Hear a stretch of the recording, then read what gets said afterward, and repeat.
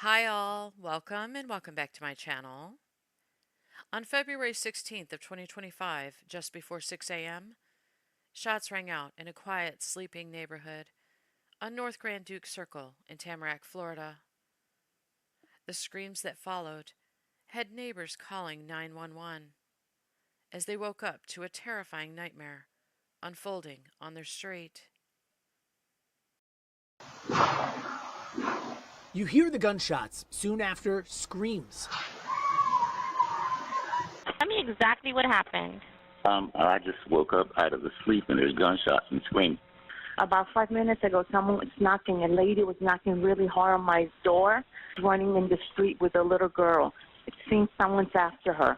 They're advising about 4 rounds heard, some people screaming, a female and a child. Correction, we just got another one. They just heard 2 more shots. We're now receiving a 13 person at 5896 North Palm Bay Parkway. Caller advised that she saw a white female knocking on her front door and a subject was running from across the street with a 3-year-old white female. The male was dressed in all black, possibly chasing them. They're now advising it's going to be a total of 9 shots. The initial shots heard came from the home of Mary Gingles, where she lived with her 4-year-old daughter, Seraphine, when her husband she was divorcing showed up and surprised her father, David Ponzer, who was visiting Mary and Seraphine, while he was enjoying a cup of coffee on their back patio. According to court documents, she had a restraining order against her husband, Nathan Gingles, and Nathan wasn't supposed to go anywhere near Mary or his daughter, Seraphine. But he wasn't going to let Mary's father stop him from taking his daughter, or Mary herself. So he ended Ponzer's life on that back patio. Then he chased Mary as she fled her home and ran from house to house down her street, pounding on doors and begging for help, with little 4-year-old Seraphine running behind him. In this terrifying video, Seraphine can be heard talking to her father as he stalked her mother through her neighborhood.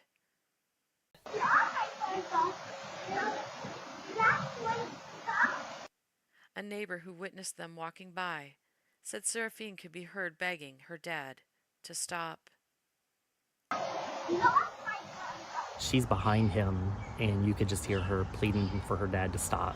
Daddy, stop, don't do it. I seen the father crossing the road with the little girl behind him. It wasn't really a run. It was more like a brisk walk, like he knew he was set out to do something. But her father did not stop until the nephew of one of Mary's neighbors opened their door to help her, and Mary ran inside.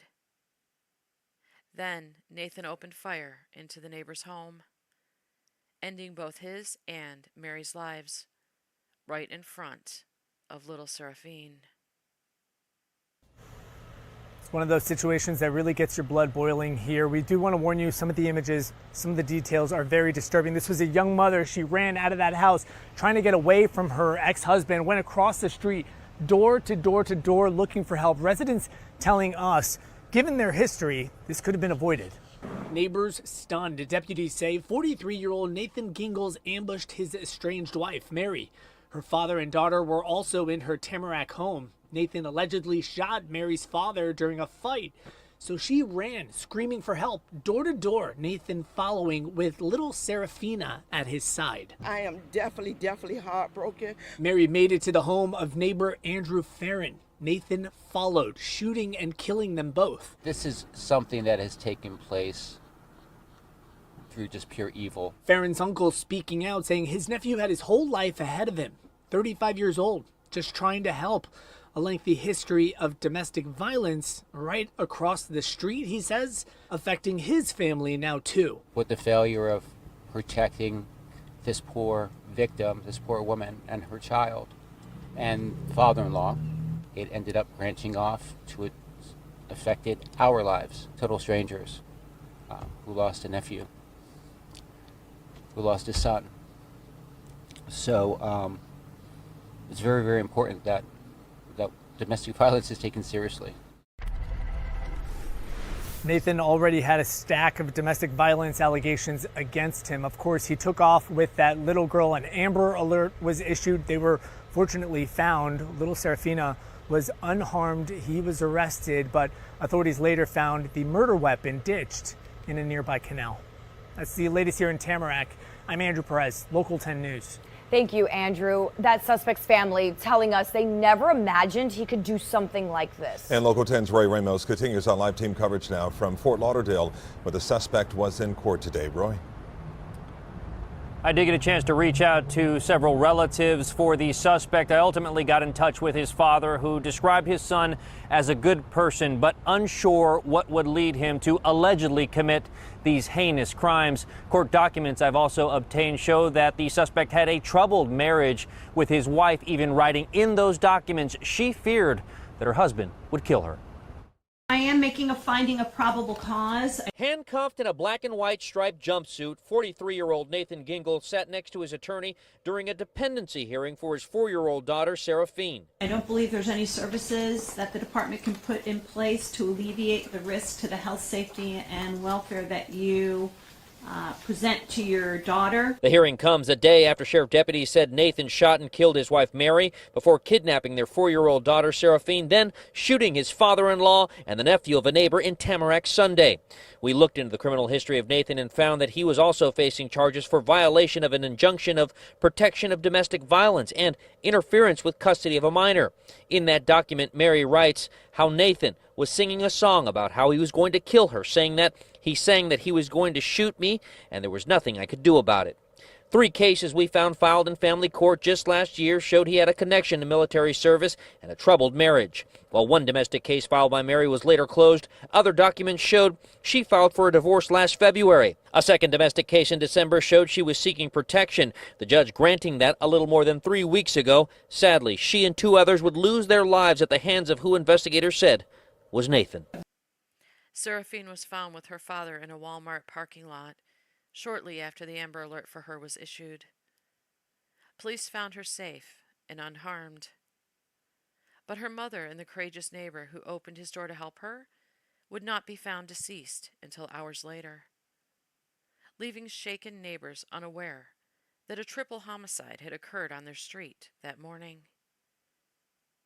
And as the Broward County Sheriff investigated the events that unfolded that morning, he was shocked to find out that not only were his detectives supposed to make sure that all of Nathan Gingle's weapons were confiscated as ordered in his multiple restraining orders, but that a detective responding to the initial calls of shots fired that morning spotted Nathan walking down the street with little Seraphine and did not even stop him to question him or follow him to find out what he was doing. As if the families of the victims of that horrible nightmare hadn't already been through enough, they were about to learn that it all could have been prevented. And now to the latest on the tragedy in Tamarack. Loved ones of the victims who were killed in a triple murder sharing their pain and saying this could have all been prevented. Local 10's Roy Ramos joining us live with who they are partly blaming for this deadly situation. Roy. Yeah, that relative we got a chance to speak with says there were so many red flags and they believe that this could have been avoided. They say this was a major failure by the sheriff's office, and because of this failure, their loved ones are no longer here. Why did this happen? How did you fail so badly? Brianna Gula is frustrated and heartbroken after learning it's partly failures by the Broward Sheriff's Office that led to the death of her cousin Mary Gingles, her uncle David Ponzer, and their neighbor Andrew Farron. I'm basically saying we had a chance to save your loved one's life and we failed. 1 lieutenant, 2 sergeants, and 4 deputies now suspended following their response not just to a fatal shooting, They're now advising it's going to be a total of 9 shots. but to a domestic violence case that suspected gunman Nathan Gingles had been the focus of for months. Dozens of prior calls made to the department and contentious divorce court filings showed his threatening behavior in the months leading up to the tragedy. The sheriff's department knew he was erratic, enough to take his weapons away. The sheriff said his deputies should have arrested Gingles months ago. This is just a matter of what I've seen of piss poor performance, complacency, and people not doing their due diligence. If they looked and actually had enough, then that's an abject failure. We learned Gingles repeatedly violated a restraining order, and in December, an injunction ordered BSO to confiscate his weapons. The fact that they removed weapons from his house and then gave them back is a problem. And on the morning of the murders, as deputies searched for the shooter, Sergeant Travis Allen spotted who we now know was Nathan walking hand in hand with his barefoot daughter who witnessed the murders, but failed to even stop or question him. The only hope that we have in this process is that it will change for somebody else's benefit. 7 detectives and sergeants have been suspended as a result of not handling the case properly. Seraphine's mother and grandfather could still be alive, along with Mary's heroic neighbor, who lost his life trying to save hers. And precious little Seraphine, maybe, wouldn't have endured the hell she found herself in that morning if they had. Now, the families of the victims not only have to deal with the loss of their loved ones, but have to try to wrap their heads around hearing what the Broward County Sheriff had to say. Absolutely unreal. Well, the sheriff saying that 7 deputies in total have been suspended that had some sort of involvement, not just in this incident that happened this past weekend in Tamarack, where 3 people were found dead, but this dating back to as late as October of 2024, where the sheriff's office had been investigating a domestic violence case and a divorce between this couple. This included their involvement with that domestic case that, again, dated to as late as 2024. The sheriff even going on to say that these deaths are on his watch, but he will hold the necessary people responsible. It was a horrific tragedy that rocked the Tamarack neighborhood as early as Sunday morning, I should say. Investigators said 43-year-old Nathan Gingles shot and killed his father-in-law, 64-year-old David Ponzer, his wife Mary, and neighbor 35-year-old Andrew Farron. All, as surveillance video showed, he held his 4-year-old daughter, and she watched her father on this violent rampage. But we're now learning new information about how deputies responded to that shooting scene as the armed suspect was still on the loose. Sheriff Gregory Toney saying today 7 of his deputies have been suspended based on their actions or lack thereof that day and prior to this tragedy. In an arrest warrant we obtained, it states that Sergeant Travis Allen observed what appeared to be to him as an adult white male clad in black clothing, including a black hooded sweatshirt and pants, walking southbound along East Grand Duke Circle with a small female child who was without shoes. The report goes on to say that that deputy broadcast the information over his radio, but due to the unknown circumstances of the call, deputies continued to canvass the area. And we do know that following that, Nathan ultimately left that neighborhood after those murders. Investigators said that cell phone records placed him back at his Lauderhill apartment complex moments later. While he wasn't found there, sheriff deputies ultimately tracked him down to a Walmart parking lot in North Lauderdale. It's there that he was found with his daughter and arrested. Sheriff Toney saying today that the error in judgment from his deputies is unacceptable, even speaking directly to the victims' families in this press conference saying, "We had the chance to save your loved one's life, and we failed." We fell short on this one. We fell short in a response in terms of how some of the patrol personnel had documented certain facts related to calls going back to December. It's clear that some of the investigative practices conducted by detectives was also a shortfall. And so as we're continuing to gather more facts on this, I'm going to end up back in front of this camera. And I'm going through the rest of that press conference right now. The sheriff going on to say that more suspensions could follow based on this investigation. As for that homicide investigation, well, that continues as well. For now, near Fort Lauderdale, outside of BSO headquarters, Roy Ramos, Local 10 News. Thanks. Here is the Broward County Sheriff's press conference, detailing what he says led up to Nathan Gingle carrying out the terror he unleashed on Mary, Seraphine, Mary's father, Andrew Farron, and their entire neighborhood that terrifying day. Thank you so very much for watching. First of all, thank you all for coming out here at my request to be able to talk to you all a little bit more related to the triple homicide we had on the 16th. I want to start with this. The focal point today is giving you guys as clear as facts about what's happening, because I've already seen different stories come out There's dialogue that this was an active shooter event and 7 people are suspended for active shooter failures. That's not the case. This was a domestic violence incident that happened to turn catastrophically bad where an individual killed his wife and 2 individuals. In the process of looking at this internal affairs, in the process of looking at the homicide, we end up opening up an internal affairs investigations to identify any shortcomings that may have occurred in the investigative process from the patrol standpoint and within the Detective Bureau assigned out in Tamarack. And that's why we're here. We're here to give you some clarity. For many of you in the room, you've been with me in this room for the last 6 years. And if you think back to 2019, one of the things I told this community was that when I know, they will know, and that this agency will remain a transparent and accountable organization, not just when we're doing things great, but when we come up short. And I'm going to start with that. It is clear, based on the preliminary information I've been able to acquire so far from our investigators within the Office of Inspector General and Internal Affairs, we fell short on this one. We fell short in a response in terms of how some of the patrol personnel had documented certain facts related to calls going back to December. It's clear that some of the investigative practices conducted by detectives was also a shortfall. And so as we're continuing to gather more facts on this, I'm going to end up back in front of this camera. Make no mistake about it. Because I want to make sure this community continues to trust us and know that when we get this stuff wrong, people are going to be held accountable, and I'm going to step up and own every bit of it. So that's where we are at with this. Currently, there are 7 members, 7 total, that had some involvement with this investigation that are out on suspension right now and on administrative leave until we can come to a final course of action in terms of this investigation. 1 is a lieutenant, 2 sergeants, and 4 deputies. Again, that's 1 lieutenant, 2 sergeants, 4 deputies. If you need names and things of that nature, you can get that from Vita after the conference. This is as short as I can get, and I'll roll over, and I think it's probably going to be more appropriate to take a few questions if I can.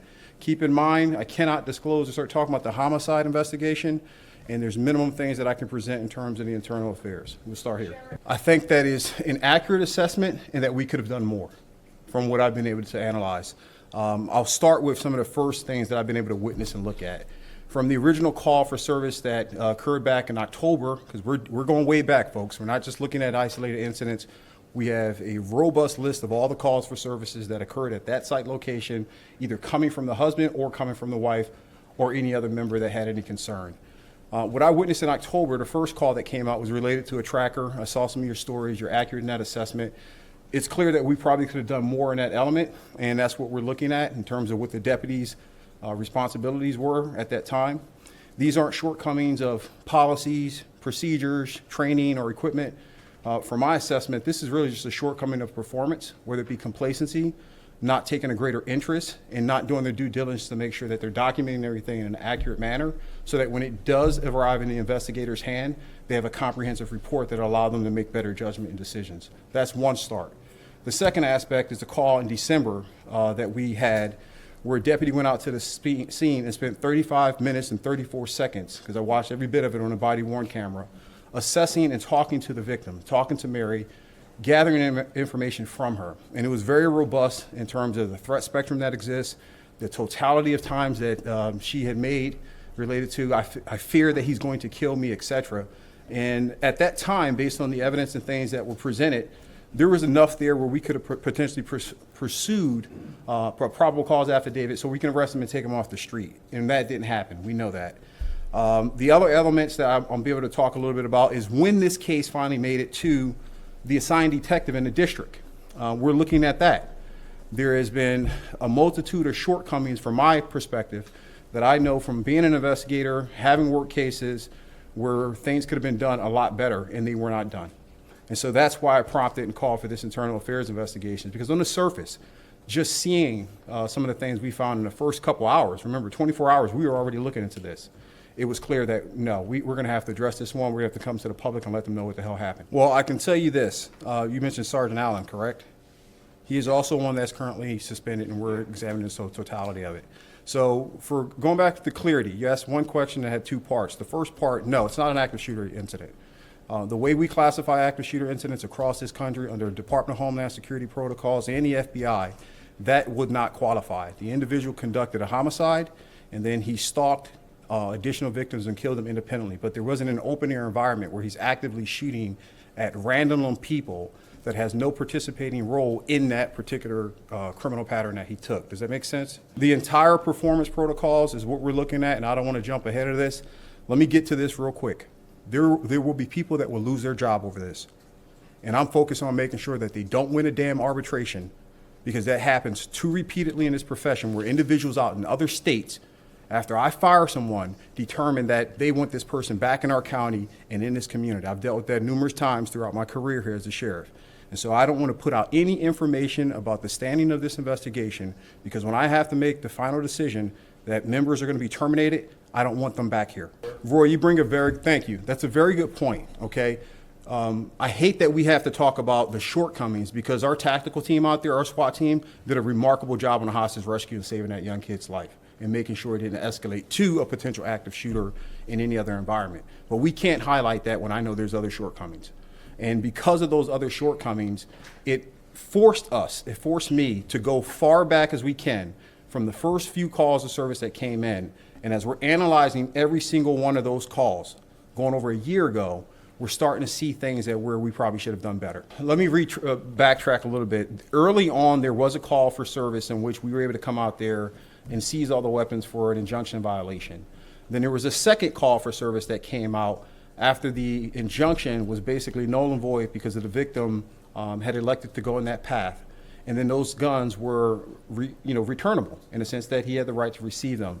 And then this rose into how many more other calls for services did he receive since the second time since he received his weapons back, and whether or not there was enough evidence there for us to take him a second time and a third time or retain those weapons to keep him out of his hands. Again, we did not collect any of those weapons that I have in front of me right now in terms of the second injunction, but this is within this investigation.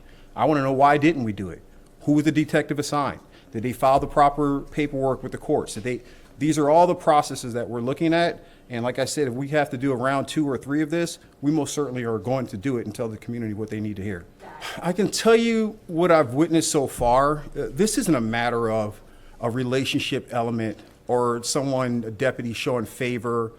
This is just a matter of what I've seen of piss poor performance, complacency, and people not doing their due diligence to ensure that all the checks and balances that we put in place in this agency over the last 6 years, we have stopped several active shooter incidents. We've investigated over 5,000 cases. We divert over 2,500 individuals towards mental health care. We created a threat management division that works 24/7, 365.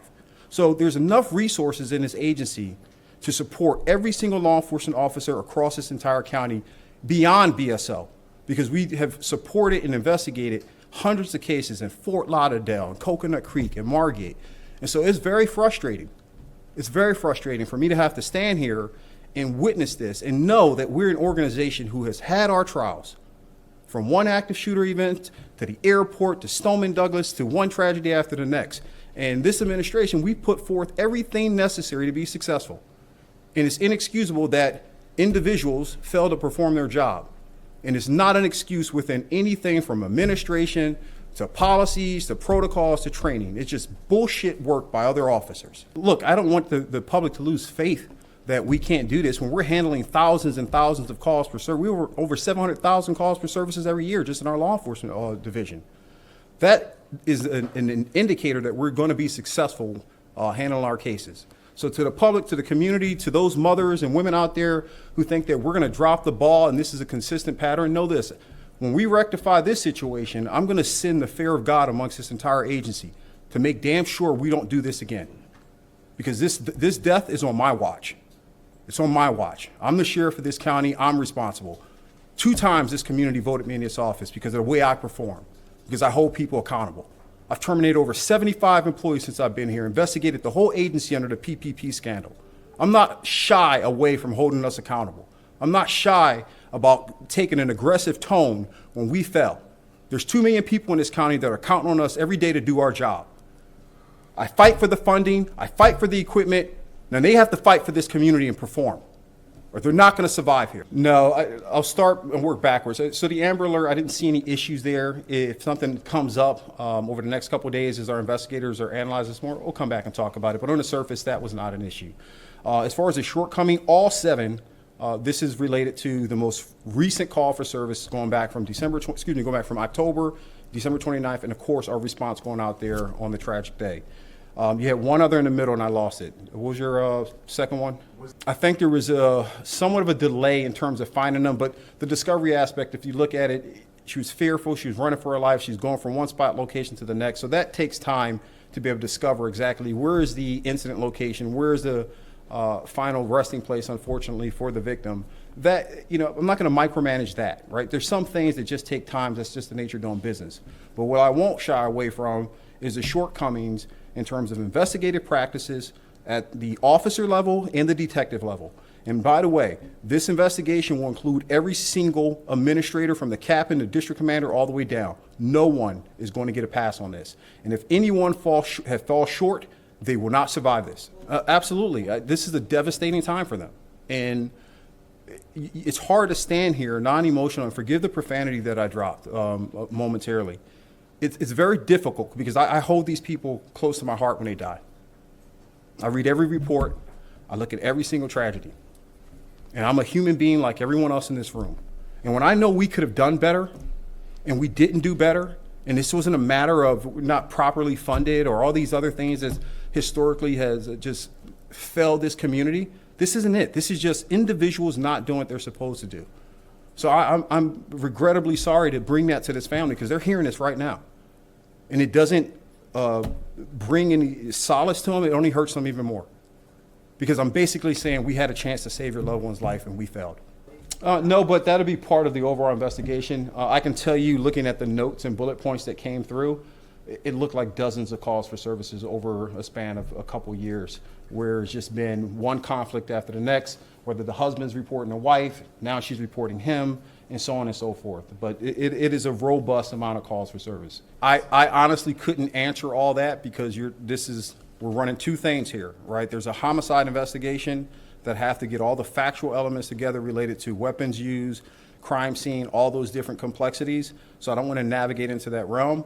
And then the second side of it is that you talked about was whether or not when we issued the guns back, there's a timeline that was assessed on, and it was in compliance with the courts, right? I know our general counsel was involved in that. There was, information going back and forth as to whether or not we can release the weapons, should we release them, and at the end of the day, we had the legal obligation to return those weapons back. There's a lot of varying things there, right? It's not a policy element in terms of when you take it back, because when we do our risk protection orders and we're following these things, the courts are also involved in that process, right? So the biggest thing I look at is, did we follow all the procedural elements to submit this one in a timely manner? Was the document in which we submitted comprehensive enough where a judge, whether it be a warrant or anything else, would analyze it and look at it and say, this is thorough enough, let's move forward? And I don't see that happening. I haven't seen it yet. I'm going to wait for my investigators to come forth and bring me another information. You're going through theoretical hypotheticals, right? I have to get the facts lined up first before I can make a decision and tell you with 1,000% certainty, yes, it should have. When my investigators come to me and they say, yep, Sheriff X, Y, and Z should have been done, it wasn't done, then I'll have a better answer for you. Any names, information, stuff like that you need, Vita will give you guys a printout for it. And like I said, if we have to come back, we'll come back. To the community, I just want to leave them with some level of assurance, just letting them know that we understand where our shortcomings were in this incident and that we're going to get them right. Thank you.